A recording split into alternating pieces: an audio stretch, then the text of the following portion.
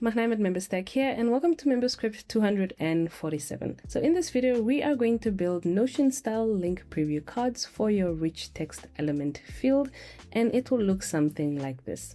So this script will allow you to unfurl links that are inside of a rich text element. Okay, so in order to set this up, you are going to need to add MemberScript 247, and it should look like this. If you're watching this on YouTube, the link to that code should be in the description below, and if you're watching this on the MemberStack site, then you should have already seen the code. You can either add this site-wide on a specific page depending on your specific use case. Okay, so in order to set all of this up, on the page itself, you are going to need to drag in a rich text element, and you're only going to give it one attribute, which is going to be MS Code link preview set to all.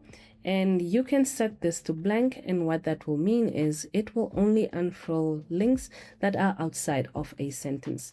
If you set it to all, then it will capture all links within a sentence and outside of a sentence. Alright, so once you've set all of that up, you will then have link previews that would look something like this. Okay, so if you have any questions on setting this up, please feel free to reach out in the Slack 2.0 channel. Bye!